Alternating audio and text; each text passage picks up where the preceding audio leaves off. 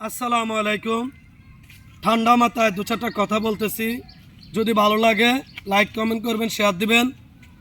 দীর্ঘ সময় রাজনৈতিক ক্যারিয়ারে আওয়ামী লীগ পেশিবাদ সরকার ক্ষমতা থাকাকালীন যখন বিএনপি জামাত দলের প্রোগ্রাম করতে হতো, আওয়ামী লীগ যদি জানতে পারতো তখন টেঙ্গিড়ি ভেঙে দিত, টেঙ্গিড়ি একদম গিরাগুড়া কেটে দিত। আজকে কেন মরি হয়ে পড়তেছেন?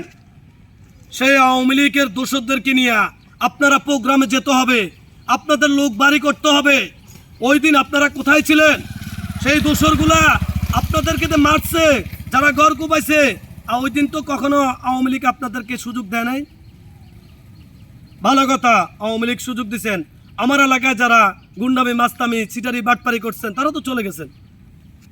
যারা আমার ঘর কুপাইছেন, যারা আমার রিক্সা বিক্রি করে খেয়ে ফেলাইছেন, আসেন আমি আপনাদেরকে ক্ষমা করে দেবো, আমারগুলো ঠিক করে দিয়ে যান। আমার রিক্সা, আমার ঘর ঠিক করে দেন, আমার কোনো দাবি নেই। আওয়ামী লীগ করছেন আপনারা, আওয়ামী লীগ আপনি করেন গা। কিন্তু আমরা যারা জামাত, বিএনপি, জাতীয় পার্টি, এনসিপি পাগল হয়ে গেছি। আওয়ামী লীগকে ঢুকাইলেই আওয়ামী লীগকে নিষিদ্ধ করে দিচ্ছেন। আপনি মনে করেন আওয়ামী লীগ নিশ্চিত হয়ে যাব?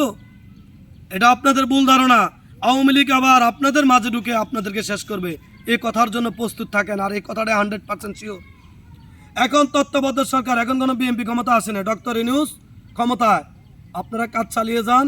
মনে রাখবেন, এই আওয়ামী লীগকে নিয়ে দলবাড়ি করেন তো, এই আপনারাই নিজের বাঁশ নিজেরা খাবেন। Good bye.